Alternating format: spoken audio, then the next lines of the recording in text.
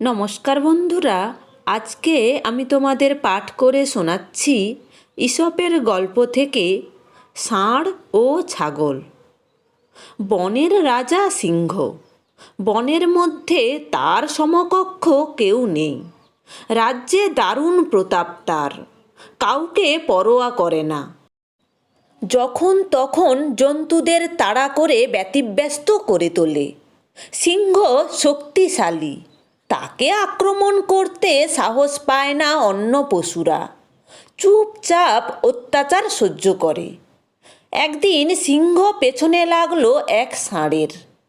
তাড়া খেয়ে ষাঁড় দৌড়তে লাগলো। সিংহ ছুটছে পেছনে, বহুদূর চলে এসেছে ষাঁড়টা, তবু সিংহ তার পেছন ছাড়ে না। ষাঁড় ভাবল, প্রাণটা এবার যায় বুঝি। হঠাৎ দেখল সামনে একটা গুহা। তখন গুহার মধ্যে ঢুকে পড়ল সে। গুহায় ঢুকে ষাঁড় দেখল সেখানে আর এক বিপদ। গুহাটা আসলে এক পাল বুনো ছাগলের আস্তানা। ষাঁড়ের আগমনে ছাগলরা খুশি হলো না মোটেই। তারা বিরক্ত বোধ করল। ষাঁড় দেখল বুনো ছাগলদের খুশি করতে না পারলে গুহার ভেতর বেশিক্ষণ টেকা যাবে না। ওদিকে বাইরেও বিপদ।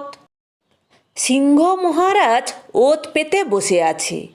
ষাঁড় তার বিপদের কথা ছাগলদের বলল। ছাগলরা দেখল এই সুযোগ। অন্য সময় তারা ষাঁড়ের পালের সঙ্গে পেরে ওঠে না। শক্তিতে ওরা অনেক বেশি, ভারী হিংসে হয় ছাগলদের। আজ যখন বাগে পাওয়া গেছে, উচিত শিক্ষা দিতে হবে ষাঁড়কে। জোট বেঁধে বুনো ছাগলগুলো ঝাঁপিয়ে পড়ল ষাঁড়ের উপর।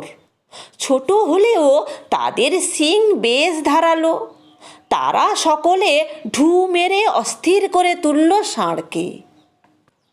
ঘরে বাহিরে দুদিকেই বিপদ, তবু ছাগলদের গুঁতোয় প্রাণ যাবে না। কাজেই অসীম ধৈর্যে সব কিছু সহ্য করতে লাগলো ষাঁড়। এদিকে ষাঁড়ের মেজাজ চরমে উঠল।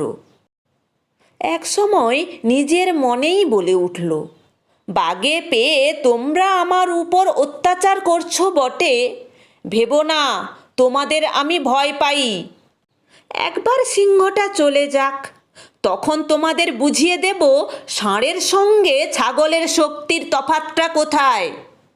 তোমরা যে আমার দুরবস্থার সুযোগ নিলে, এর ফল তোমরা পরে ভোগ করবে। বুদ্ধিমানরা সহনশীল হয় বেশি,